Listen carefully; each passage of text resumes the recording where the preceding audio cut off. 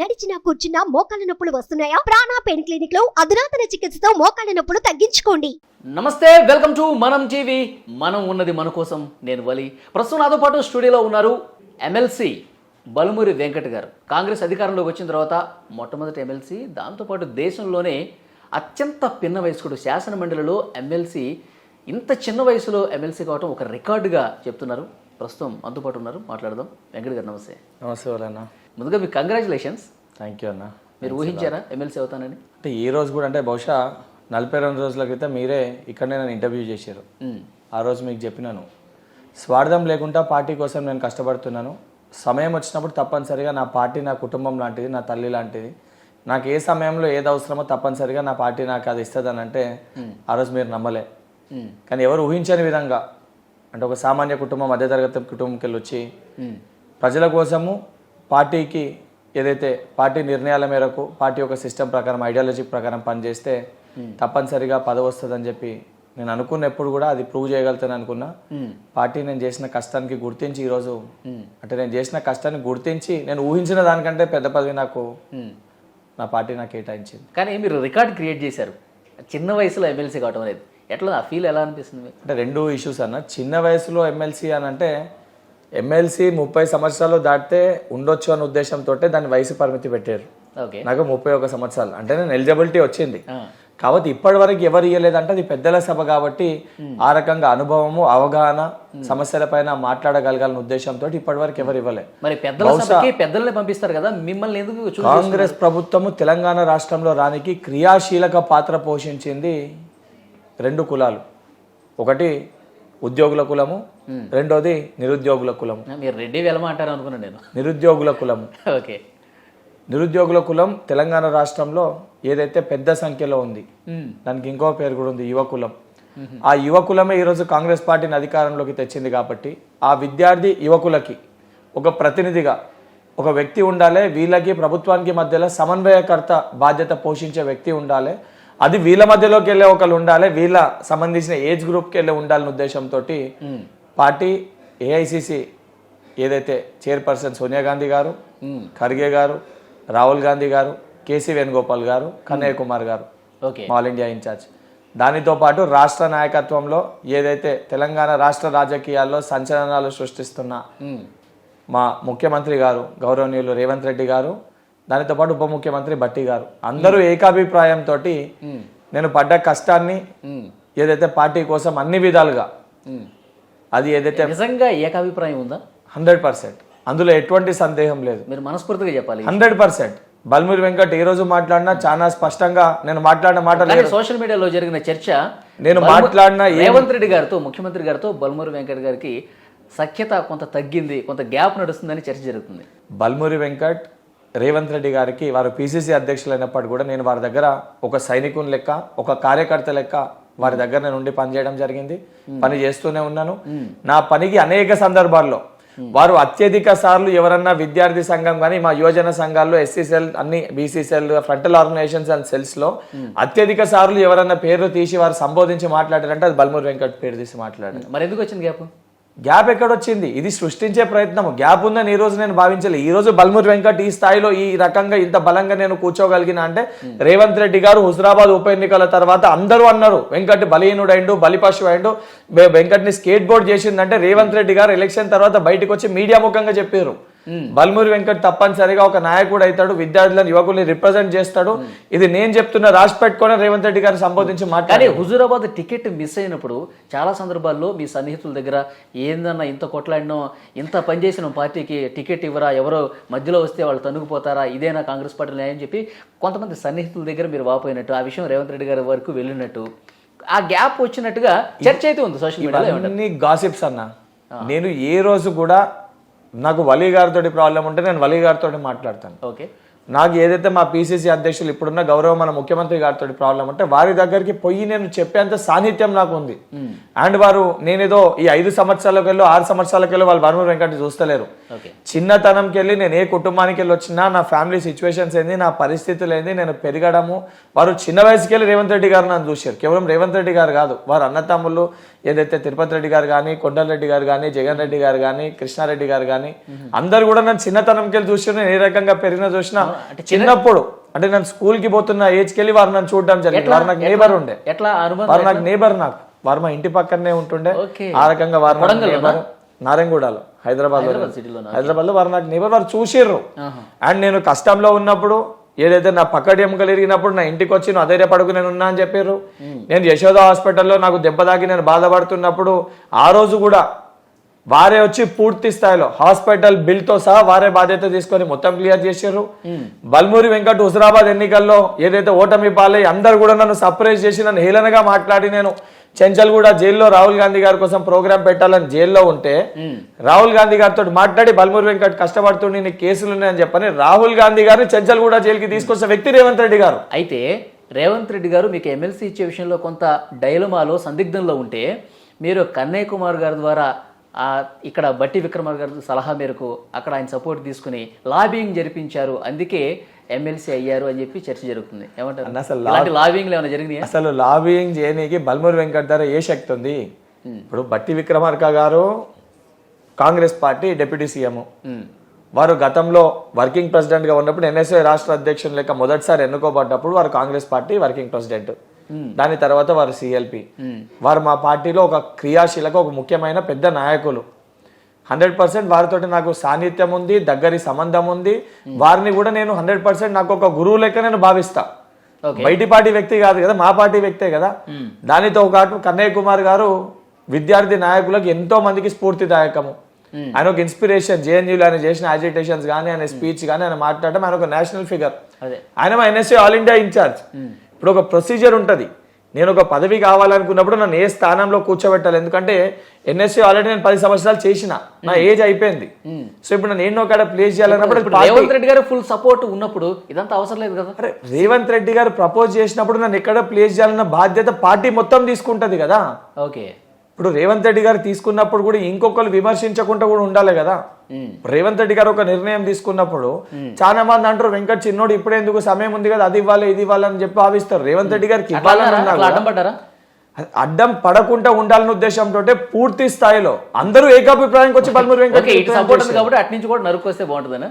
మనము నరుక్క రావాల్సిన అవసరం లేదన్నా, మనం ఎవరికి చెప్పాల్సిన అవసరం లేదు. బల్మూరి వెంకట్ నికార్స్ అయిన నిబద్ధ గల కాంగ్రెస్ పార్టీ కార్యకర్త. రేవంత్ రెడ్డి గారు పిసిసి అధ్యక్షుడు స్థానంలో ఉన్నప్పుడు వారు ఇచ్చిన ప్రతి ఆదేశాన్ని నేను ఒక ఎన్ఎస్ఏ రాష్ట్ర అధ్యక్షుడు లెక్క నా పరిమితి ఏదైతుందో 18 సంవత్సరాల నుంచి 30 నుంచి 40 సంవత్సరాల మధ్యలో ఉన్న విద్యార్థుల యువకుల కోసం పోరాడాల్సిన బాధ్యత నా పైన ఉంది. రేవంత్ రెడ్డి గారు నాకు దీనిపైన పోరాటం చేయమని చెప్పేదాకా బల్మూరి వెంకట్ చూడకపోతుండే. ఆ సంబంధించి నా కులం ఏదైతుందో, నా యువ కులం, వాళ్ళకి ఆ సమస్య ఉంది ఆ ఏజ్ గ్రూప్ మధ్యలో అంటే నేను పోయి పోరాటం చేస్తుండే. పోరాటం చేసిన క్రమంలో బల్మూరి వెంకట్ కష్టపడ్డా, దెబ్బలు తాకినా, పోలీసు వాళ్ళని ఎత్తుకపోయి ఏదైతే టాస్క్ ఫోర్స్ ఆఫీసర్లు ఎత్తుకపోయి నా పైన కేసులు పెట్టినా ఒక కుటుంబ పెద్ద లెక్క, మా నాయకుని లెక్క అండదండగా కార్యకర్తలకు ఉంటాను వారు ఇచ్చిన మాట మేరకు రేవంత్ రెడ్డి గారు ప్రతి ఒక్కసారి నాకు అండగా నిలబడ్డారు. ఓకే. అండ్ 100% అదే విధంగా ఏదైతే నేషనల్ స్థాయిలో నేను రాష్ట్ర అధ్యక్షుని లెక్క ఉన్నప్పుడు ఆల్ ఇండియాకి సంబంధించి ఒక రిప్రజెంటేటివ్ లెక్క, ఒక పెద్దన్న లెక్క, ఒక సోదరుని లెక్క కన్నయ్య కుమార్ గారు మా నేషనల్ ఇన్ఛార్జ్, వారు 100% నాకు సపోర్ట్ చేశారు.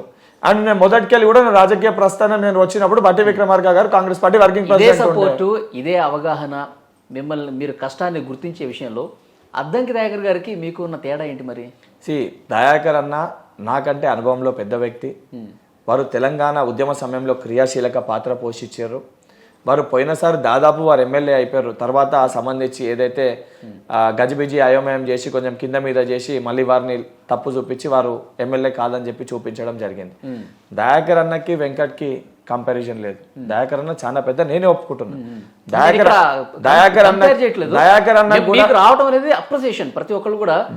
అన్నకి పార్టీ ఇంకేదో పెద్ద స్థానం కేటాయించాలనుకుంది. దయాకర్ అన్న స్థానం కేవలం ఈ 4 సంవత్సరాలు ఎమ్మెల్సీ పదవి కట్టబెట్టడం కాకుండా ఇంకేదన్నా ఢిల్లీ స్థాయిలో పార్టీ ఆ మేధావి ఏదైతే దయాకర్ అన్నకున్న నాలెడ్జ్ ని ఏదైతే దేశ స్థాయిలో వాడుకున్నామనే ఉద్దేశంతో పార్టీ మొత్తం ఒక నిర్ణయం తీసుకొని దయాకర్ అన్నకి ఇంకా పెద్ద ప్రమోషన్ ఇవ్వాలని చెప్పి ఇంట్లో పేరు పెట్టలేదు.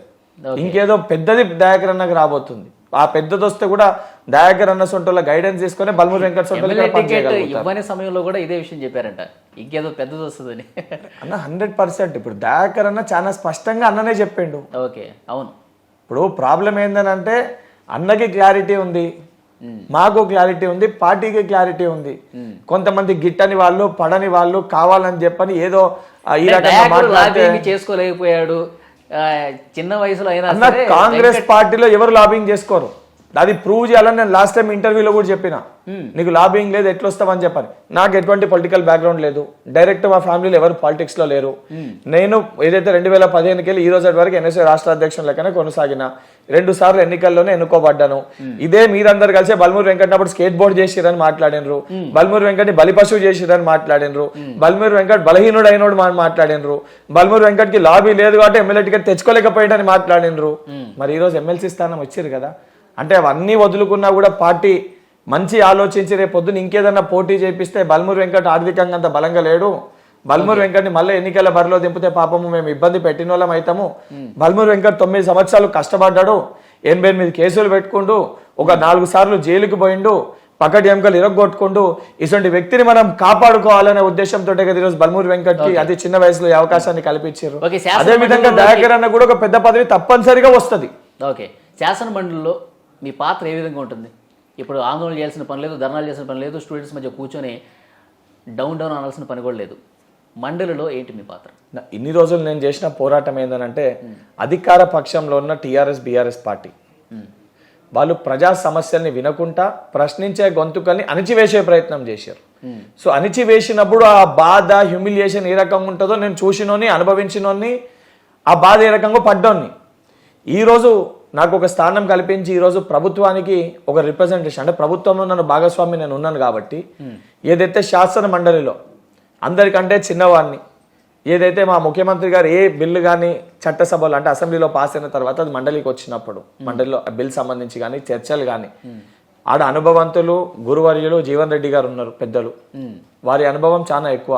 వారి దగ్గర నేర్చుకొని ఏ రకంగా పనిచేయను ఏదున్నా మేజర్గా నేను కాన్సన్ట్రేట్ చేసేది మటుకు ఏదైతే విద్యార్థుల కోసము, యువకుల కోసము 18 సంవత్సరాల నుంచి 40 సంవత్సరాల మధ్యలో ఉన్న ఈ ఏజ్ గ్రూప్ ఏదైతే ఉందో వాళ్ళ సమస్యలు ఏమున్నాయో, విద్యార్థులకి యూనివర్సిటీలు కానీ, ఫీజు రింబర్స్మెంట్ కానీ, స్కాలర్షిప్లు కానీ, కేజీ టు పీజీ కానీ, ఎస్సీ ఎస్టీ బీసీ రిజర్వేషన్స్ యూనివర్సిటీలలో పెట్టడం కానీ, ఏదైతే ప్రైవేట్ యూనివర్సిటీస్ తీసుకొచ్చిరో దాన్ని రద్దుపైన కానివ్వండి, అదనపుగా గవర్నమెంట్ యూనివర్సిటీస్ని స్థాపించడం కానివ్వండి, అది మొదటి అంశం. రెండో అంశం ఏదైతే ఈరోజు నిరుద్యోగులు, పాపం నిరుద్యోగులు అంటే రేపటి తెలంగాణ భావి భారత పౌరులు, వారే రేపటి తెలంగాణ భవిష్యత్తు.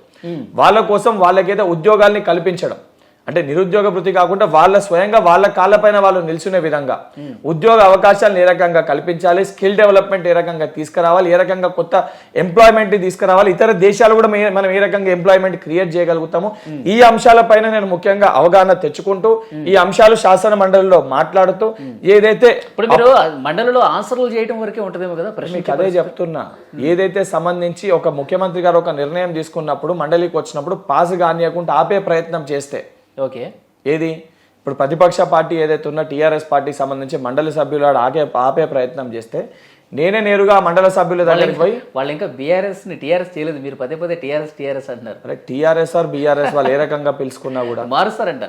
టీఆర్ఎస్ ఆర్ బీఆర్ఎస్ ఏదన్నా వాళ్ళ దగ్గర రెండు వాళ్ళు పెట్టుకున్న పదాలే కదా. ఆ దానికి సంబంధించి వాళ్ళ దగ్గరికి వెళ్ళి వివరించి, అంటే రెండు ఒకటేమో ఎలక్షన్స్ పొలిటికల్ గా బయట మాట్లాడుకోవడం, విమర్శలు, ప్రతి విమర్శలు ఒక వైపు. ఏ రోజు అన్నా కూడా బల్మూరు వెంకట్ ఒకటే సిద్ధాంతాలు నమ్మిండు, రాజకీయ విమర్శలు ఉండాలి తప్ప వ్యక్తిగత విమర్శలు ఉండొద్దు. రాజకీయంగా బయట ఎంత మాట్లాడినా ఏదైతే సభలలో, అది అప్పరోజు కానీ అసెంబ్లీలో కానీ ఈ సభలలో వెళ్ళినప్పుడు ప్రజల సమస్యల్ని ఏ రకంగా తీర్చాలనే దానిపైన దృష్టి పెట్టాలి తప్ప ఏదో కొట్లాడుకుంటున్నట్టు ఉండొద్దు. అంటే ఒక యువకునిగా, అంటే రేపు మండలిలో మీకంటే వాళ్ళకి బలం ఎక్కువ ఉంటుంది, వాస్తవాలు వివరిస్తాము. మండలి కూడా రేపటికెళ్ళి ఇదే ఇబ్బంది అవుతుందని చెప్పి ప్రత్యక్ష ప్రసారాన్ని పెట్టబోతున్నారు. ముఖ్యమంత్రి గారు ఆల్రెడీ చెప్పారు, మండలి కూడా మీడియాలో ప్రత్యక్ష ప్రసారం అవుతుందని చెప్పారు. వాస్తవానికి ముఖ్యమంత్రి గారు ఒక నిర్ణయం తీసుకున్నప్పుడు ఆ నిర్ణయాన్ని వివరించి బల్మూరు వెంకట్ ఏదైతే మండలిలో చెప్తాడు, చెప్పినప్పుడు దాన్ని అడ్డుకుంటే, వాళ్ళకి సంఖ్య ఎక్కువ ఉందని చెప్పి వాళ్ళు దాన్ని అడ్డుకునే ప్రయత్నం చేస్తే, మా కులం ఏదైతే బయట ఉందో తెలంగాణ రాష్ట్రంలో అత్యధిక జనాభా కలిగిన మా యువకులం, వాళ్ళే సమాధానం చెప్తారు వాళ్ళకి. సో 100% ఆ పాత్ర బల్మూరు వెంకట్ నోటిఫికేషన్స్ లేట్ అయితే పరిస్థితి ఎలా ఉంటుందో కూడా మీరు ఊహించే ఉంటారుగా. ఏ నోటిఫికేషన్స్? ఉద్యోగాల కోసం చూసేవాళ్ళు. ఏదైతే కాంగ్రెస్ ప్రభుత్వం ఏర్పడ్డాక మా ముఖ్యమంత్రి గారు మాట ఇచ్చిన విధంగా 4వ రోజే టీఎస్పీఎస్సీ ప్రక్షాళన పైన దృష్టి పెట్టడం జరిగింది. దాన్ని గవర్నర్ గారి దగ్గరికి పంపినరు. దాన్ని ఆమోదించిన తర్వాత ప్రొసీజర్ ప్రకారం దానికి సంబంధించి అప్లికేషన్ పెట్టుకోమని చెప్పి కూడా ఉత్తర్వులు జారీ చేసిండ్రు, అప్లికేషన్స్ కూడా పెట్టుకున్నారు, దాన్ని కూడా ఫుల్ఫిల్ చేస్తారు. చేసిన తర్వాత అది ఫుల్ఫిల్ చేసినాకనే ఉద్యోగాలు ఇవ్వాలని చెప్పిన కోరిక మన యువకులదే, మనమే అడిగినాం. అది మా మేనిఫెస్టోలో కూడా పెట్టినాం. మా పాత బౌర్తోటి ఉద్యోగాలు ఇస్తే ఏదైతే మాకు నమ్మకం లేదా నమ్మకాన్ని కోల్పోయారు, మొదట నమ్మకాన్ని సృష్టించినాం. రేపు పొద్దున ఇచ్చిన తేదీల ప్రకారం జాబ్ క్యాలెండర్లు ఏవైతే డేట్స్ ఇచ్చినామో ఆ తేదీల ప్రకారం ఉద్యోగాలు కూడా తప్పనిసరిగా కల్పిస్తాం. కల్పించడంలో ఎక్కడన్నా ఎక్కడన్నా తప్పులు జరిగినా 1-2 రోజులు ఆలస్యమైన దాన్ని దాటేసే ప్రయత్నం కానీ, నిరుద్యోగుల దగ్గరికి వెళ్ళకపోవడం కానీ, విద్యార్థుల దగ్గరికి వెళ్లకుండా ఉండడం కానీ కాంగ్రెస్ పార్టీ చేయదు. వాళ్ళ దగ్గరికే వెళ్తాము. దేని వలన ఆలస్యం అవుతుంది, ఏ లోపల పూర్తి అవుతుంది, దానికి ఏ రకమైన ప్రక్రియ ఉంది, కంప్లీట్ ట్రాన్స్పరెన్సీ తోటి వాళ్ళ ఒక సమ్మతితోటే ముందుకు పోతుంది కాంగ్రెస్ పార్టీ. తెలంగాణలో విద్యార్థులు కావచ్చు, నిరుద్యోగులు కావచ్చు, ఇక ధర్నాలు ఇలా నిరసన కార్యక్రమాలు ఏమి ఉండవా? నా ధర్నా నిరసనలు కార్యక్రమాలు ప్రజాస్వామ్యంలో ఎవరికన్నా బాధ ఉంటే చేయడం అనేది అది హక్కు, ప్రతి ఒక్క పౌరుని హక్కు. కానీ బహుశా అది గత కొన్ని సంవత్సరాలకెళ్ళి తెలంగాణ రాష్ట్రంలో అదొక నేరం లెక్క కేసులు పెట్టి భయపెట్టే ప్రయత్నం చేశారు. కానీ రేవంత్ రెడ్డి గారు ముఖ్యమంత్రి అయినాక చాలా స్పష్టంగా చెప్పారు, ఎవరికన్నా ఏ సమస్యలు ఉన్నా ధర్నా చౌక్ లో వెళ్ళి ధర్నా చేసుకోవచ్చు. కానీ బల్మూరి వెంకట్ పాత్ర మటుకు రేపు పొద్దున ఎవరైనా వెళ్ళి ధర్నా చౌక్ లో ఏదన్నా ధర్నా చేసినా అంటే విద్యార్థి నిరుద్యోగులకి సంబంధించి నేరుగా నేనే అక్కడికి వెళ్తాను. మీ సొంటి వాళ్ళు ఎవరన్నా అక్కడ ఉండి ఏదైనా చేస్తే మీరు కాల్ చేస్తే పరిస్థితి రాకూడదు అనుకోవాలి.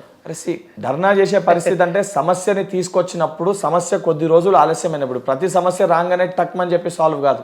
ఎందుకంటే దానికి లీగల్ కాంప్లికేషన్స్ ఉంటాయి, దానికి సంబంధించిన కొన్ని వాటికి గవర్నమెంట్ డెసిషన్ తీసుకునేది ఉంటుంది, కొన్ని క్యాబినెట్ లో డెసిషన్స్ తీసుకునేది ఉంటుంది, కొంతమంది ఏదైతే వైద్య నిపుణులతోటి ఏదైతే విద్యా నిపుణులతోటి ఆలోచించి డెసిషన్స్ తీసుకునేవి ఉంటాయి. ఆలస్యం అయినప్పుడు ఏమవుతుంది మమ్మల్ని పట్టించుకుంటలేరని ఒక ధోరణితోటి వచ్చి ధర్నా చేసే ఒక స్థితి ఉంటుంది. అసొంటి పరిస్థితులు వచ్చినా ఏదైతే గతంలో ఎవరు పట్టించుకోకపోతే ఆ బాధ తెలుసు కాబట్టి నేనే ఆ బాధ్యత తీసుకొని ముఖ్యమంత్రి గారితో కూడా మాట్లాడి నేనే ఆ బాధ్యత తీసుకొని నేరుగా నేనే ధర్నా చౌక్ దగ్గరకు వస్తాను, సమస్య ఏంది తెలుసుకుంటాను, వాళ్ళని తీసుకొని సంబంధించిన మంత్రి గారితో మాట్లాడి తీసుకెళ్లి అంటే కల్పించే ప్రయత్నం చేస్తాను. కల్పించే ఆ సమస్యను అతి తొందరగా పరిష్కరించే ప్రయత్నం బల్మూరి వెంకట్ చేస్తాడు. ఇప్పుడు ఎమ్మెల్సీగా మీరు మండలంలోకి వెళ్తారు, మీకు ఎంతమంది? 4-3 గన్మెన్లు? ఎట్లా తెలుస్తుంది అన్న? ఇంకా అఫీషియల్ గా అంటే తెలుస్తుంది ఇప్పుడు 1+1 2+1 2+2 ఉంటుంది. గన్మెన్లతో ఇంటి దగ్గర కూడా ఉంటారు కదా వాళ్ళు, ఇక ఎప్పటికీ 24 hours ఉంటారు కదా. నేను ఇప్పుడే నేను అయిందే ఇప్పుడు గన్మెన్లు ఎంతమంది వస్తారు, రేపొద్దున సెక్యూరిటీ ఏ రకంగా ఉంటుందని ఆలోచన కంటే నా ధ్యాస రేపొద్దు నేను ఆలోచించేది ఏ కార్యక్రమం చేసినా వెంకట్ గారు, మీరు ఏ కార్యక్రమం చేసినా పోలీసులు ఈడ్చికెళ్ళి ఎట్లా వ్యాన్లో ఎక్కించే విజువల్సే మేము చూసాం అన్న. ఇప్పుడు మీరు భద్రతతో ముందుకు వెళ్తా ఉంటే పోలీసు వ్యవస్థ అనేది అది వాళ్ళ డ్యూటీ. ప్రతి ఒక్క పోలీస్ అధికారులు కూడా ఏదైతే ప్రభుత్వంలో ఎవరైతే ఉంటారో వాళ్ళు ఇచ్చే డైరెక్షన్స్ ప్రకారం వాళ్ళు పనిచేస్తారు. వాళ్ళు ఏది మనస్ఫూర్తిగా వాళ్ళ పిల్లల కోసమే కదా నేను కొట్లాడింది. అనేక సందర్భాల్లో బల్మూరి వెంకట్ని పైన కేసులు పెడుతున్నప్పుడు ఆ పోలీస్ అధికారులే అనుకోరు కొట్లాడేది మా బాబు కూడా ఇబ్బంది ఉంది, మా బాబు కూడా ఇది పాస్ అయితే ఇంటర్మీడియట్ పాస్ అవుతాడు, మా బాబు కూడా నేను కూడా ఇక్కడ యూనివర్సిటీలో ఫీజు కట్టిన. గురునానక్ యూనివర్సిటీ పైన నేను పోరాటం చేసినప్పుడు దాంట్లో దాదాపు 3 సిఐల పిల్లలు 2 ఏసీపీల పిల్లలు అందులో వాళ్ళు కూడా ఇబ్బంది పడ్డారు. శ్రీనిధి కాలేజ్లో ఒక డీసీపీ గారి ఆ పాప వాళ్ళు ఇబ్బంది పడ్డారు. అదే రకంగా గతంలో ఏదైతే బోర్డ్ ఆఫ్ ఇంటర్మీడియట్ పాస్ అయినప్పుడు కానిస్టేబుల్స్ ఎంతో మంది నాతో మాట్లాడారు. అంటే వాళ్ళు కూడా ఇబ్బందులు పడతారు కదా, వాళ్ళు కూడా ఈ యొక్క ప్రజాస్వామ్యంలో వాళ్ళు కూడా ప్రజలే కదా, వాళ్ళకు కూడా పిల్లలు ఉంటారు కదా. కానీ ఇన్స్ట్రక్షన్స్ ప్రకారం డైరెక్షన్స్ ప్రకారం వాళ్ళు పని చేశారు. కానీ ఈరోజు వాళ్ళు సంతోషంగా ఏదైతే మా రిప్రజెంటేటివ్ మా పిల్లల కోసం కొట్లాడిన ఒక పిల్లగాడు అంటే నేను కూడా వాళ్ళ కొడుకు వయసుకు చెందినవాడిని కాబట్టి అనుకుంటారు సరే నిజంగా బల్మూరి వెంకట్కి రోజు అవకాశం వచ్చింది, సమస్యలు మేము గతంలో చెప్పలేకపోయినాం, వాళ్ళు కూడా ఎవరికైనా చెప్పాలన్నా చెప్పుకోలేకపోయినారు. వాళ్ళందరితో కూడా నాకు మంచి సాన్నిధ్యం ఉంది, ఎందుకంటే ప్రతి పోలీస్ స్టేషన్లో నేనున్నా, ప్రతి ఒక్కరు కూడా డైరెక్ట్గా గుర్తుపడతారు. సో ఇక్కడ మేజర్ యూజ్ అయ్యేది ఏంటంటే కమ్యూనికేషన్. తెలంగాణ రాష్ట్రంలో అది మీడియా కానివ్వండి, డిపార్ట్మెంట్ కానివ్వండి, స్టూడెంట్స్ కానివ్వండి, యూత్ కానివ్వండి, ఇవి మేజర్ సెక్టర్స్. దాంతోపాటు కోర్టు న్యాయవాదులు కానివ్వండి, ఈ 5 సెక్టర్స్ తోటి బల్మూరి వెంకట్కి చాలా మంచి డైరెక్ట్ యాక్సెస్ ఉంది. సో ఏ ప్రాబ్లం ఉన్నా ఏ రకంగా పరిష్కరించాలి, ఏ రకంగా చూపించాలి, ఏ రకంగా వాళ్ళని సంజాయించాలి అన్ని మనకి తెలుసు కాబట్టి చాలా మంది షాక్ అయ్యారు, అవాకయ్యారు. ఎట్లా వచ్చింది భలే అవకాశం వచ్చిందని. అది ఫస్ట్ పాయింట్. మంత్రి అయ్యి ఏమైనా మ్యాజిక్ చేసే పరిస్థితి ఉందా? నేను ఫస్ట్కి వెళ్ళి చెప్తున్నా, ఇప్పుడు కూడా చెప్తున్నా, పార్టీ ఏ నిర్ణయం తీసుకుంటుందో దానికి కట్టుబడి బల్మూరి వెంకట్ ఉంటాడు. నేను రేపు ఛాన్స్ ఉందా నా పార్టీ తీసుకునే నిర్ణయంలో నా స్థాయికి ఇప్పటికే నాకు ఇచ్చింది చాలా పెద్ద పదవి. ఎమ్మెల్సీ అనేది ఎవరు ఊహించని పదవి. ఈ రోజు రేపు పొద్దున అటువంటి అంశాలపైన మాట్లాడితే కూడా అది నా పొజిషన్కి అది కరెక్ట్ కాదు, ఏం మాట్లాడుతుంటే అప్పుడే ఇది కాగానే అని చెప్పని ఉల్టా నన్ను ట్రోల్ చేస్తా. ఇంకా 6 ఛాన్స్ ఉంది కదా. పార్టీ ఏ నిర్ణయం, నాకు ఇంకే పదవి వస్తుంది, ఇంకేది కావాలని ఆలోచిస్తలేను. నాకున్న పదవి, నాకున్న పరిమితి 4 సంవత్సరాలు ఉంది. ఈ 4 సంవత్సరాలకు సంబంధించి ఏదైతే ఉందో నా వంతు మార్క్ అంటే బల్మూరి వెంకట్ పనితీరు రేపు పొద్దున ఇంకొంతమంది యువకులు రాజకీయాల్లోకి వచ్చి రాణించగలుగుతారు అని చెప్పని ఈవెన్ కాంగ్రెస్ పార్టీ ఎట్లా అవకాశాలు కల్పిస్తుంది, కానీ బల్మూరి వెంకట్ పనితీరు చూసి యువకులని తీసుకొస్తే ఈ రకంగా పని చేయగలుగుతారని ఒక మెసేజ్ ఇతర పార్టీలకు కూడా నేను ఇవ్వాలనుకుంటున్నాను. దాదాపు పూర్తి స్థాయి ఎక్కువ శాతం 60% మంది యువకులు రాజకీయాల్లోకి వస్తే ఈ రోజు ఏదైతే డబ్బు ప్రభావంతో రాజకీయాలు అనేవి శాసిస్తారు, ఆ డబ్బు ప్రభావం అనేది తగ్గిపోతుంది. సెంటిమెంట్ ఎమోషన్స్ తోటి కాకుండా డెవలప్మెంట్ దిశగా భారతదేశం అడుగులేస్తుంది. డెవలప్మెంట్ దిశగా భారతదేశం అడుగులు వేయాలి అని అంటే ఏదైతే డెవలప్మెంట్ ప్రకారం మన ఓటుని మనం ఉపయోగించాలంటే యువకులు రాజకీయాలకి రావాలి.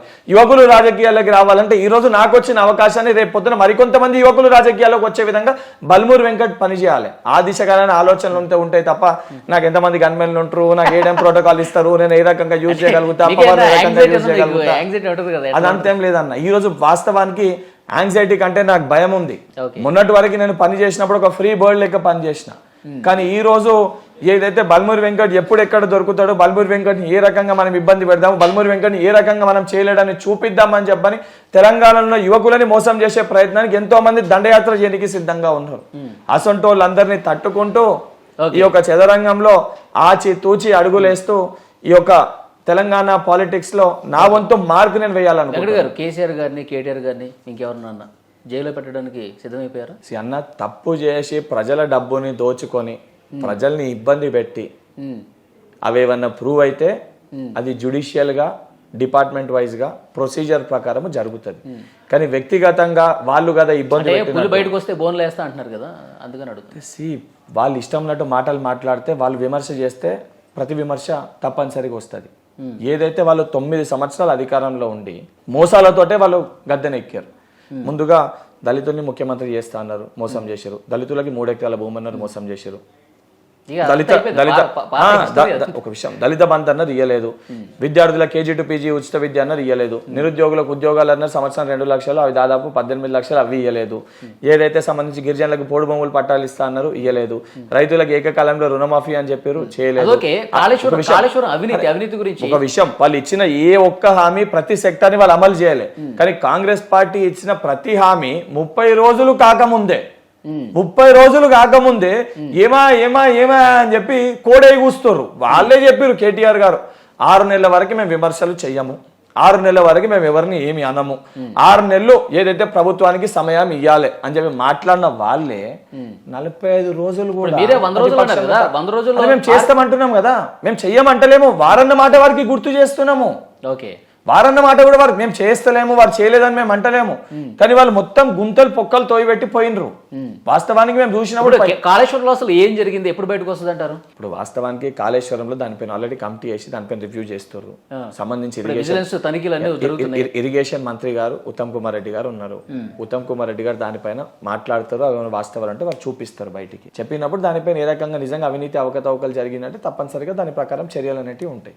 సిట్టింగ్ జడ్జితో అన్నారు, అదేమైంది? చేస్తారు, తను చేస్తారు కదా, ప్రొసీజర్ ప్రకారం పోతారు కదా. ఇప్పుడు అన్నది ఎక్కడ కూడా మేడిగడ్డ మీద చేస్తారా, ఓవరాల్ ప్రాజెక్ట్ మీద చేస్తారా? చాలా మంది డౌట్ అన్న, ఎక్కడ అవినీతి జరిగినాయో, ఎక్కడ అవకతవకలు జరిగినాయో అన్ని 100% బయట. అరే తేకపోతే ఇది ఎవరి సొమ్ము? మీదో నాదో 2 వ్యక్తుల మధ్యలో పంచాయతీ అయితే పట్టించుకోకూడదు. తెలంగాణ సొమ్ము ఇది. ఏ కళలతోటి కాంక్షతోటి తెలంగాణ ప్రజలు తెలంగాణని కోరుకుంటారో, సోనియా గాంధీ గారు తెలంగాణని ఇచ్చిరో, ఆ కళల్ని విస్మరించి కేవలం తెలంగాణ కల్వకుంట్ల కళల కోసం కాదు, కల్వకుంట్ల కుటుంబం కోసం తెలంగాణ వచ్చిందనే విధంగా డబ్బుని దోచుకుంటే, ఆ డబ్బుని బయటికి తీసుకొచ్చి తెలంగాణ డెవలప్ చేసిన బాధ్యత కాంగ్రెస్ పార్టీ పైన ఉంది. స్వాతంత్రం తెచ్చిన పార్టీ, తెలంగాణ ఇచ్చిన పార్టీగా మా పైన ఉంది. 100% చేస్తాం. జైలు గట్టం ఖాయం అంటారు. 100%. అంటే అవినీతి చేసే వాళ్ళని కూడా కిరీటం పెట్టి కూర్చోబెట్టమంటారా? అది కాంగ్రెస్ పార్టీ ఏనాటికి చేయదు. అది కాంగ్రెస్ పార్టీ ఉన్న నాయకులు శిక్షిస్తారు. కేటీఆర్ గారు అంటున్నారు 2-3 ఏళ్లలో మా ప్రభుత్వం వస్తుంది అన్నారు. చూసారా మీరు?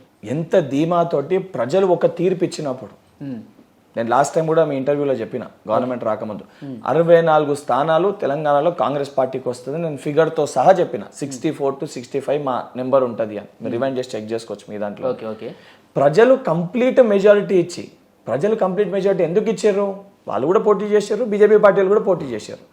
వాళ్ళ పార్టీ మేనిఫెస్టో అన్ని మేనిఫెస్టోలు చూసి కాంగ్రెస్ పార్టీని ప్రజలు ఆశీర్వదించారు.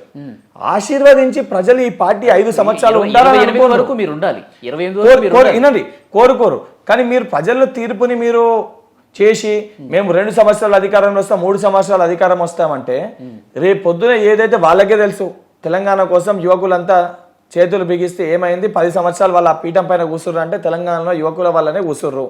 ఈ రోజు యువకులు ఇచ్చిన తీర్పుని అంటే వాళ్ళు ఎట్లా అని ఉంటారు, 5 సంవత్సరాలు ప్రభుత్వం ఉంటుంది వాళ్ళు కూడా తెలుసు కదా. ఇప్పుడు వాళ్ళు ఏంటంటే భయభ్రాంతులో లేకపోతే డబ్బు బలంతో లేకపోతే కేంద్రంలో అధికారంలో మళ్ళీ బీజేపీ పార్టీ వస్తే బీజేపీ పార్టీతో పొత్తే ఇక్కడ ఉన్న నాయకులని బెదిరించో భయపెట్టో ప్రలోభాలకు గురి చేసి గుంజుకుంటామని చెప్పి వారు మాట్లాడుతున్నారేమో. కానీ బహుశా వాళ్ళు మర్చిపోతారు. కనబడుతుంది మీకు 64 మంది శాసనసభ్యులు, ఇప్పుడు అది మాకున్న మిత్రపక్షంతో 65 మంది.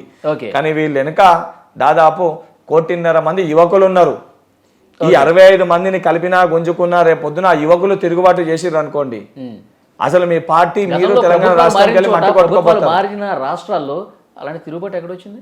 ఇప్పుడు వస్తుంది మార్పు. ప్రారంభానికి తెలంగాణ గడ్డ ఉద్యమాల గడ్డ, రజాకారులను కూడా తరిమి కొట్టిన గడ్డ. అసొంటి గడ్డకెళ్ళి రేపు భారతదేశ రాజకీయాలకు ఒక మెసేజ్ ఇక్కడ ఉన్న యువకులు ఇస్తారు, 100% ఇస్తారు. మీరు రాసి పెట్టుకోరు. ఇసొంటి పిచ్చి పొరపాటు ఎవరు చేసినా, ఏ పార్టీ చేసినా అట్లే మనం చేయాల్సిన పరిస్థితి వచ్చినా వాళ్ళు చేసినా కూడా 100% ఇక్కడ ఉన్న యువకులు తిరుగుబాటు చేస్తారు. తిరుగుబాటు కూడా ఏ రకంగా ఉంటుంది అంటే రేపు పొద్దున ప్రజల్లోకి వెళ్ళి తిరగలేని పరిస్థితి ఉంటుంది. అసొంటి పరిస్థితి నాకు తెలిసి మన మాజీ ముఖ్యమంత్రి గారు ఎవరైతే కేసీఆర్ గారు అసొంటి పిచ్చి పొరపాటు చేస్తానని అయితే నేను భావిస్తాను. లోపల లోపల కొద్దిగా భయం ఉంటుంది. భయం దేనికి? అధికారం పోతే అన్న 9 సంవత్సరాలు మాకు అంతమంది గుంజుకొని 5 ఎమ్మెల్యేలు ఉన్నప్పుడు కాంగ్రెస్ పార్టీ వస్తుందా ఎందుకు కొట్లాడుతున్నారు అన్నప్పుడే ధైర్యంగా కొట్లాడినాం. ఈ రోజు 64 మంది శాసనసభ సభ్యులు ఉన్నారు. నిజంగా గుంజాలనుకుంటే ఏదైతే అందులో సంబంధించి కేవలము కేటీఆర్ గారు తప్ప అందులో ఎవరు లేకుండా అందరిని గుంజొచ్చు మేము గుంజాలనుకుంటే. కానీ ప్రజాస్వామ్యం బతకాలన్న ఉద్దేశంతో మేము ఆగుతున్నాం. తప్పిపోయి అసలు పొరపాటు చేస్తే ఒకటి అదానీ గారితో రేవంత్ రెడ్డి గారు భేటీ అయ్యారు. మరి ఏం ఒప్పందాలు చేసుకున్నారో బయట పెట్టాలని కేటీఆర్ గారు అన్నారు. ఇంకో విషయం ఏంటంటే మహారాష్ట్రలో ఏకనాథ్ షిండే ఉన్నారు కదా, ఆ పాత్రని కేటీఆర్ మన రేవంత్ రెడ్డి తీసుకుంటారు. రేవంత్ రెడ్డి బీజేపీలోకి మీ ఎమ్మెల్యేలందరినీ తీసుకుని పోతాడు. తెలంగాణ ఏకనాథ్ షిండే రేవంత్ రెడ్డి అంట. ఏమంటారు? ఇప్పుడు ప్రాబ్లమే అది వచ్చింది.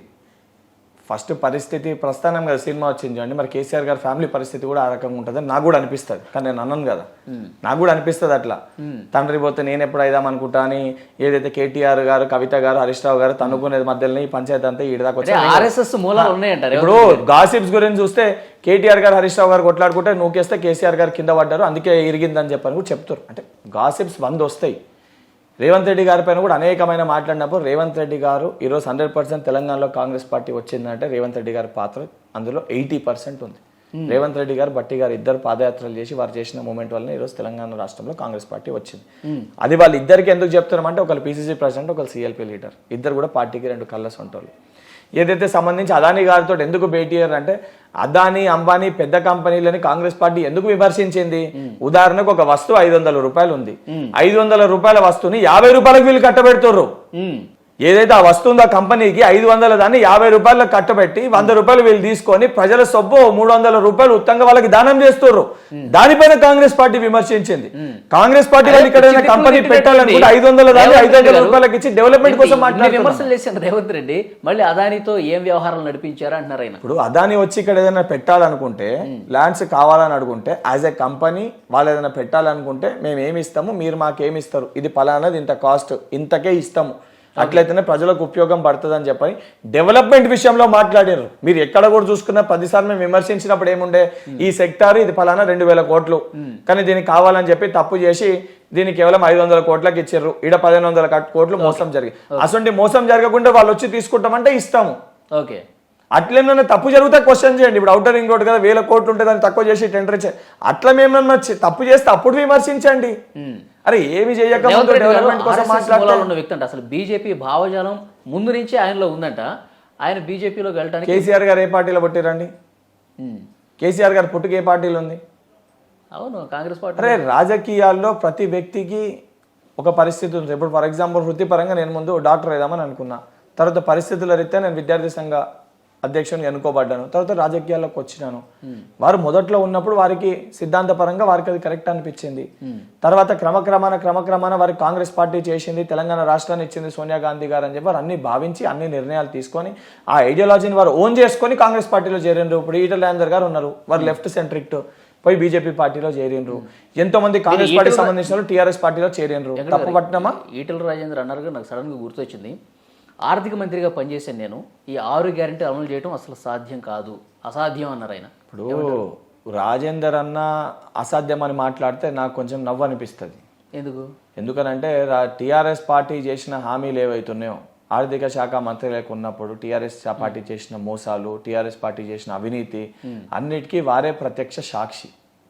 వారు అవన్నీ పక్కన పెట్టి ఈరోజు కాంగ్రెస్ పార్టీని విమర్శిస్తున్నారంటే, సరే నా వ్యక్తిగత అభిప్రాయం, నిజంగా ఈటల రాజేందర్ గారికి కేసీఆర్ గారికి కొట్లాటుంటే వారు కాంగ్రెస్ పార్టీలో వచ్చి కేసీఆర్ గారిని గద్దెదించేది ఉండే. ఎందుకంటే బీజేపీ పార్టీకి ఇక్కడ స్కోప్ లేదు. అసలు బీజేపీ పార్టీలో చేరి ఓట్లు స్ప్లిట్ చేసి ఇండైరెక్ట్ గా కేసీఆర్ గారికి బెనిఫిట్ చేసే ప్రయత్నం చేశారు. దానికి ఉదాహరణకి ఆ రోజు కాంగ్రెస్ పార్టీలో చేరదాం అనుకున్న కొంతమంది నాయకులని ఆపే ప్రయత్నం చేసి, మీరు బీజేపీలో చేరకపోయినా పర్లేదు కొత్త పార్టీ పెడదామని చెప్పి ఓట్ స్ప్లిట్ చేసే ప్రయత్నం చేశారు. అది నేను అనేక సందర్భాల్లో కూడా చెప్పినా. అది ఈరోజు బీజేపీ పార్టీ కార్యకర్తలకు కూడా అర్థమైంది. ఈరోజు సిద్ధాంతాలు లేకుండా సంబంధించి వాళ్ళ మధ్యలో వాళ్ళకి ఉన్న 8 మందికి 8 గ్రూపులు అయినాయి. అందులో ఓకే, కాంగ్రెస్ పార్టీని మీరు చేయగలుగుతారా అని అనుకోరు. ఏదైతే కాంగ్రెస్ పార్టీ మాకు సంఖ్య వచ్చినాక 48 గంటలలో మేము మా సీఎంని నిర్ణయించినాము. అదే బీజేపీ పార్టీ గెలిచిన రాష్ట్రాల్లో వాళ్ళకి సంబంధించి 15 రోజులు 20 రోజులు పట్టింది. మేము 2 రోజులు అయితేనే మా పైన మొత్తుకుర్రు, మరి 15 రోజులు 20 రోజులు పట్టింది, మరి వాళ్ళని ఎందుకు ఏమన్నారు? ఓకే, అయితే అక్కడ మన దావోస్లో అక్బరుద్దీన్ ఓవైసీ కనిపించారు రేవంత్ రెడ్డి గారితో. ఏం జరుగుతుంది వెనకాల? అంటే దావోస్లో అక్బరుద్దీన్ ఓవైసీ గారికి సంబంధించి ఏదైతే ఓల్డ్ సిటీలో కూడా డెవలప్మెంట్ జరగాలి, అక్కడ ఉన్న యువకులకు కూడా ఉద్యోగ అవకాశాలు కల్పించాలి, లేకపోతే కొత్త కంపెనీలను తీసుకురావాలంటే, అంటే నా పర్స్పెక్టివ్, అక్కడ ఉన్న శాసనసభ్యులు ఎవరైనా సపోర్ట్ చేయాలి, లేకపోతే మేము పెట్టాము అని చెప్పి, లేకపోతే అక్కడ ఉన్న పరిస్థితుల రీత్యా కంపెనీస్ అని అంటే సరే వారు ఆడ వచ్చిరేమో మాట్లాడారేమో. తెలంగాణ డెవలప్మెంట్ కోసం కలిస్తే తప్పేముంది? ఇప్పుడు రేపు పొద్దున ఉదాహరణకి నేనే మండలిలో ఉన్నా, ఉదాహరణకి ఎవరన్నా ఆ మండలికి సభ్యులకు సంబంధించి ఏదైనా బిల్ సంబంధించి దానిపైన చర్చించేది ఉంటుంది, వెళ్ళి కలవాల్సి వస్తుంది. కలిసి మాట్లాడినంత మటుకు దాన్ని మనము స్పెక్యులేషన్స్ ఉపయోగించుకుని మనం శత్రువులు ఇండియా పాకిస్తాన్ వారా మనకేమన్నా?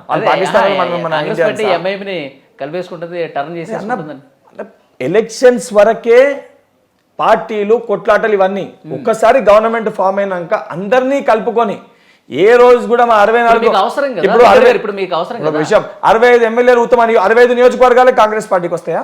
తెలంగాణ 119 నియోజకవర్గాలు మేము డెవలప్మెంట్ చేయొద్దా? అన్ని సమానమే కదా. తెలంగాణ మొత్తానికి రేవంత్ రెడ్డి గారు ముఖ్యమంత్రి గారు కేవలం కాంగ్రెస్ పార్టీ గెలిచిన ఎమ్మెల్యే స్థానాలకైతే కాదు కదా. సో ఆ తెలంగాణ 119 మందిలా అక్బరుద్దీన్ గారు కూడా ఒక్కలే కదా, అది కూడా తెలంగాణలో ఒక కాన్స్టిట్యున్సీ కదా. బహుశా అక్కడ సంబంధించి ఏదైనా అంశం పైన చర్చించేది ఉంటేనేమో దానికి సంబంధించి కంపెనీ పెట్టాలంటే వారు అక్కడ లేదు, అక్కడ ఇబ్బంది అవుతుంది పెట్టలేమని అంటే లేదు, అన్ని విధాలుగా అక్కడ ఉన్న శాసన ఎంఐఎం పార్టీ సభ్యులు కూడా అధికారం ఎవరుకుంటే ఆ పార్టీతో జత కట్టడం అనేది అలవాటే ఎంఐఎంకి. ఇప్పుడు వస్తానంటే ఇప్పుడు మీకు కూడా అవసరం కదా 65+7. మాకు ఎవరన్నా మాతోటి రావాలని అనుకుంటే సాగనంగా ఆహ్వానిస్తాము, కానీ మేము పోయి రండి అని చెప్పి అడగాల్సిన అవసరం కాంగ్రెస్ పార్టీకి లేదు. ఇంకోటి మా కంప్లీట్ విజన్ మా సీఎం గారిది తెలంగాణలో ఉన్న స్కిల్ డెవలప్మెంట్ బట్టి అత్యధిక ఉద్యోగాలు ఇవ్వాలనేది మొదటి ప్రయారిటీ. సెకండ్ది విద్యా వ్యవస్థ పూర్తి స్థాయిలో నాశనం చేశారు. ఆ విద్యా వ్యవస్థని పూర్తి స్థాయి ఉచిత విద్య అందించే విధంగా, దానితో పాటు వైద్యం పరంగా, హెల్త్ పరంగా డెవలప్ చేయాలి. ఈ 3 సెక్టార్స్ మేజర్గా ఫస్ట్ ఆలోచించేది. దానితో పాటు రైతులు భారతదేశానికి కానీ తెలంగాణ రాష్ట్రానికి కానీ వెన్నుముక్క సొంటోళ్ళు కాబట్టి ఆ రైతులను ఏ రకంగా ఆదుకోవాలి, ఏ రకంగా రైతుల ఆత్మహత్యలు జరగకుండా చూసుకోవాలి, రైతులకు ఒక ధైర్యాన్ని కల్పించాలి. ఏదైతే వాళ్ళు దృష్టి పెట్టింది రైతు చనిపోయినాక రైతు బీమా ఇస్తున్నామని చెప్పి వాళ్ళు మాట్లాడుతారు. ఆ రైతు చనిపోకుండా ఏ రకంగా బలపరచగలుగుతాం అనేది రేవంత్ రెడ్డి గారి విషయం. వాళ్ళు శ్మశాన వాటికలు కట్టినామని చెప్తారు, మేము శ్మశాన వాటికలు కాదు హాస్పిటల్ కట్టాలనేది మా విషయం. సరే, రైతు బంధు నిధులు ఎందుకని ఇంత డిలే అవుతున్నాయి? ఇప్పుడు రైతు బంధు నిధులకు సంబంధించి ఏదైతే దాంతో పాటు ఇప్పుడు రైతు ఏదైతే ప్రతి 10,000 రూపాయలు 15,000 రూపాయలు ఇస్తామని చెప్పి ప్రతి రైతు కూడా ఎకరానికి 15,000 ఇస్తామని చెప్పినాం రైతు బంధు. దానికి సంబంధించి కొన్ని ఆలోచించే పరిస్థితులు, అంటే 100 ఎకరాలు 200 ఎకరాల కూడా రైతు బంధు పడుతుంది. ఇంకా పడలేదు సోషల్ మీడియాలో తెగ చర్చ జరుగుతుంది. కాంగ్రెస్ వచ్చింది రైతు బంధు ఆగింది విషయం వలన రైతు బంధు ఎందుకు ఇస్తారు? పంట పండించడానికి ఇస్తారు. ఇప్పుడు పంట పండించలేని భూములు, రాళ్ళు రప్పలు ఉన్న భూములో కూడా భూమి ఉంటే చాలు రైతు బంధు పడుతుంది. అసలు రైతు బంధు స్కీమ్ ఎవరైతే రైతులు కష్టపడి పంట పండిస్తారో వాళ్ళని బలపరచడానికి, వాళ్ళకి ఒక సపోర్ట్ చేయడానికి రైతు బంధు. కానీ వాళ్ళకి 25% మటుకే లాభపడుతూ ఎవరైతే అసలు ఏమీ పండించకుండా ఉత్త భూములు కొనుక్కొని 100 ఎకరాల భూస్వాములకి 75% పైసలు పోతున్నాయి. ఆ పైసలు ఎవరి? ఆ రైతులకు 25% ఎవరైతే కష్టపడుతున్న రైతులకి చెందాల్సిన పైసలు. సో ఆ పైసల కోసం గత ప్రభుత్వం చేసిన తప్పిదాలని ప్రక్షాళన చేసి రేపు పొద్దున ఎటువంటి తప్పు జరగకుండా పేద మధ్యతరగతి కుటుంబాలకి, ఎవరైతే కష్టపడుతున్న రైతులకి, భూస్వాములకు కాకుండా కౌలు రైతులకి ఏదైతే ఈ నిధుల్ని అందించడానికి ఒక ప్రక్రియను, ఒక ప్రొసీజర్ ప్రక్రియ మరింత ఆలస్యం అయితే ఆలస్యం ఏం కాదు. నెక్స్ట్ 15 days లో క్లోజ్ అయిపోతుంది. కంప్లీట్ గా దాన్ని కూడా సమకూర్చి అందరికి కూడా న్యాయం చేస్తారు, వాళ్ళ ఖాతాల్లో వేస్తారు. కాంగ్రెస్ వచ్చింది, కరెంట్ పోయిందని చర్చ జరుగుతుంది. చాలా చోట్ల పోతుందంట కరెంటు. ఇప్పుడు కాంగ్రెస్ పార్టీ చాలా చోట్ల కరెంటు పోతుందని చెప్పి వాళ్ళు మాట్లాడుతారు. మరి నేను ఊర్లో నాకు ఇల్లు ఉంది, నేను ఆడున్నా, లేకపోతే నాకు జగిత్యాలు ఉంది, అంటే మా మదర్ దగ్గర, మా ఫాదర్ వాళ్ళ దగ్గర హైదరాబాద్లో. మరి నేను ఎక్కడైతే నేను చూడలేదు. మరి కేవలం విమర్శిస్తున్న టీఆర్ఎస్ పార్టీ నాయకులు ఇంట్లోనే ఇల్లు పోతే మరి వాళ్ళు మేము ఇంకా అధికారంలో బిల్లు కట్టకపోతే అంటే వాళ్ళకి అలవాటు అయిపోయింది కదా. జీవన్ రెడ్డి గారిని అసలు వాళ్ళని చూసినాం, ప్రభుత్వ నిధులు వాడుకున్నాడు. అట్లా ఇప్పుడు బయటకు వచ్చినా కూడా బిల్లు కట్టకపోతే కరెంట్ కట్ అవుతుంది. ఇంకా అధికారంలో ఉన్నామని చెప్పి భావించి మేము ఏం చేసినా నడుస్తుంది, బిల్లు కట్టకపోతే మమ్మల్ని అడిగేది అట్లా కట్ అయిందేమో. వెంకట గారు, తెలంగాణ ప్రజలు ఎవరు తెలంగాణలో కరెంటు బిల్లులు కట్టొద్దు, ఆ కరెంటు బిల్లులన్నీ సోనియా గాంధీ ఇంటికి పంపించండి అని కేటీఆర్ అన్నారు. ఇప్పుడు కేటీఆర్ హామీ ఇచ్చారు కదా, ఇంకా అమలు చేయట్లేదంట. మీకు అదే చెప్తున్నా, 100 రోజులు అన్నాము, 100 రోజులు అయినాయా? మళ్ళీ గారు స్ట్రేట్ క్వశ్చన్ ఒకటి అడుగుతున్నా. ఇంకా సమయం ఉంది, 100 రోజులు. 100 days అన్నాము, 100 days అంటే అన్ని పథకాలకి 100 రోజులు పెట్టుకుంటారా? మళ్ళీ గారు నేను అడిగే స్ట్రేట్ క్వశ్చన్ మీ ద్వారా కేటీఆర్ గారిని కూడా అడుగుతున్నా. 100 రోజులు అన్నాము, కేటీఆర్ గారు అన్నారు 100 కాదు, 100 అయితే 4 నెలలు అవుతుంది, 6 నెలల వరకు మేమేం మాట్లాడమన్నారు. అంటే రాజకీయ విమర్శలు ఇవన్నీ. ఏదో ఒకటి మాట్లాడాలి, ఏదో ఒకటి చేయాలి, చేయకపోతే మా ఎగ్జిస్టెన్స్ ఎక్కడ కోల్పోతుంది. మేము బలంగా ఉన్నామని చూపించకపోతే మా కింద ఎమ్మెల్యే లీడర్స్ ఆరుకొని పోతారు, పార్లమెంట్లో ఒక స్థానం వస్తే టీఆర్ఎస్ పార్టీ లేకుండా పోతుంది, అసలు తెలంగాణలో కనుమరుగు అయిపోతుంది ఒక భయానికి వారు మాట్లాడుతుండ్రు. ఇప్పుడు కేసీఆర్ గారు మొత్తం ఊడ్చేసి వెళ్ళారు, ఖాళీ కుండలు ఉన్నాయి ఇక్కడ అని చెప్పి రేవంత్ రెడ్డి గారు అన్నారు. ఇప్పుడు దాన్నే ముందు పెట్టి వీళ్ళంతా ఏ బడ్జెట్ ఏమి లేకుండా చేశారు కాబట్టి మేము కూడా ఏమి చేయలేకపోతున్నాం, అనుకున్నది చేయలేకపోతున్నాం, ఈ విషయాన్ని ప్రజల్లోకి తీసుకెళ్లే ప్రయత్నం అంటున్నారు. మేము లేదు, వాళ్ళు చేసిన తప్పుల్ని చూపించాల్సిన బాధ్యత మాపై ఉంది, చూపిస్తున్నాం. ఇదేమన్నా సాకుగా ముందు తీసుకెళ్తున్నారు? సాకుగా కాదు, ఇప్పుడు వాస్తవానికి మేము చూపించాల్సిన బాధ్యత అయితే మాపై ఉంది కదా. గతంలో ఏం జరిగిందో, గతంలో తెలంగాణలో ఏం జరిగిందని ప్రజలకైతే తెలియజేయాలి కదా. తెలియజేస్తున్నాం తప్ప సాకుగా మేము చెయ్యమని ఎక్కడే చెప్పలే. ఇప్పుడు కదా కేసీఆర్ గారు లెక్క మేము అసెంబ్లీలో అప్పుడు చెప్పి 2 లక్షల ఉద్యోగాలు సంవత్సరానికి ఇస్తామని చెప్పి మళ్ళీ నెక్స్ట్ అసెంబ్లీ సెషన్లో 2 లక్షలు కాదు, మేము కేవలము ఇంటికొక ఉద్యోగం అన్నాం, ఇంటికొక ఉద్యోగం నేను చెప్పలేదు, అది ఎట్లా సాధ్యమవుతుంది అట్లా మాట మేము మారుస్తలేము. కానీ ఎందుకు సార్ 1-2 రోజులు తప్పు జరిగినా మేము ప్రజల ముందుకు వచ్చి మేము ముఖ్యమంత్రి గారే మాట్లాడుతారు కదా. ఇప్పుడు మీడియా మీరే ఉన్నారు, డైరెక్ట్ గా మీకు ప్రశ్నలకు సమాధానం చెప్తారు. గతంలో ముఖ్యమంత్రి గారు చెప్తుండేనా నీకేం తెలిసి కూర్చో అని అంటుండే. అది డిక్టేటర్షిప్, ఇది ప్రజాస్వామ్యము. ఇంత డిఫరెన్స్ కనబడ్డాక కూడా ఇంకా కాంగ్రెస్ పార్టీని విమర్శిస్తారు అంటే అవగాహన లేని వాళ్ళు విమర్శిస్తారు అనుకోవాలి. వెంకట గారు, ఫైనల్ క్వశ్చన్, అది రామ మందిర ప్రారంభోత్సవానికి కాంగ్రెస్ పార్టీ ఎందుకు పోవట్లేదు? పోయిండ్రు కదా. అంటే వాళ్ళు ప్రారంభించిన రోజు పోతేనే రాముని పైన ప్రేమ ఉన్నట్టు కాదు కదా. దానికంటే ముందే మేము పోయినాము, ప్రార్థించి వచ్చినాము. కాంగ్రెస్ పార్టీ అనేది మైనస్ అయ్యే పరిస్థితి. కాంగ్రెస్ పార్టీ అనేది వాళ్ళు సెంటిమెంట్స్ ని, ఎమోషన్స్ ని రాజకీయాలకు వాడుకుంటారు. మేము డెవలప్మెంట్ ని రాజకీయాలకి వాడాలనుకుంటున్నాం. మేము 100% నేను కూడా పొద్దున్న లేస్తే వినాయకుని పూజ చేస్తాను. ఎలక్షన్స్ కి ఇదిగండి, నేను కూడా ఒక కట్టర్ హిందూని, నేను కూడా పొద్దున్న లేస్తే వినాయకుని పూజ చేయని ఇంటి బయటికి రాను. కాకపోతే రేపు పొద్దున నా కుటుంబంలో ఎవరికైనా సమస్య వచ్చింది అనుకోండి, హార్ట్ అటాక్ ఏదైనా జబ్బు వస్తే మొదట హాస్పిటల్కి తీసుకొని వెళ్తాను. హాస్పిటల్లో ట్రీట్మెంట్ అవుతున్నప్పుడు పోయి దేవుడిని మొక్కుతాను, ఆపరేషన్ సక్సెస్ఫుల్ గా కావాలని చెప్పని. వాళ్ళు అసలు హాస్పిటల్ వద్దు, డైరెక్ట్ గా గుడికి తీసుకోమని చెప్తున్నా. తప్పు అని అంటున్నా. ప్రజల్ని అరగ సెంటిమెంట్, ఎమోషన్స్ వాడుకోకండి అంటున్నా. ఎందుకంటే దాని వల్ల రేపు పొద్దున నష్టపోయేది ప్రజలు. కానీ గత చరిత్ర చూసుకుంటే ఇలాంటి ఎమోషన్స్ ఎన్నికల్లో పనికొస్తున్నాయి. అది ఆ మార్పు కోసమే ఈ రోజు మేము ప్రయత్నిస్తున్నాం. దానికోసమే నాసంటి యువకులని రాహుల్ గాంధీ గారు ప్రోత్సహిస్తారు. రేపు పొద్దున 100% విద్యార్థులకి, ప్రజలకి వాస్తవాలు చెప్తాము. మేము 100% మేము హాస్పిటల్ కడతాం. హాస్పిటల్లో రాముని గుడి కానీ, ఏదైతే మస్జిద్ కానీ, చర్చ్ కానీ కడతాం. అది హాస్పిటల్ కట్టి హాస్పిటల్ లోపల కడతాము. కానీ కేవలము గుడి కట్టి మేము హాస్పిటల్ కట్టమని కాంగ్రెస్ పార్టీ చెప్పదు. ఎందుకంటే ప్రజల జీవితాలు బతకాలని మేము కోరుకుంటాం, ప్రజలు సుఖ సంతోషాలతో ఉండాలని కోరుకుంటాం. ఎందుకంటే అందరికంటే ఎక్కువ బాధ్యత అది కాంగ్రెస్ పార్టీ పైన ఉంది. ఎందుకంటే స్వాతంత్రాన్ని ఎన్నికల్లో ఈ అయోధ్య రామాలయం చాలా బాగా పనిచేస్తుందని చెప్పి విశ్లేషణలు జరుగుతున్నాయి. కాంగ్రెస్ పార్టీ మరి ఇది భారత్ జోడో న్యాయ యాత్ర రాహుల్ గాంధీ గారు ఏదైతే ప్రారంభించారో అది మీకు సమాధానం చెప్తుంది. చూద్దాం. Thank you very much Venkat garu. Thank you మరొకసారి మీకు కంగ్రాచులేషన్స్. Thank you.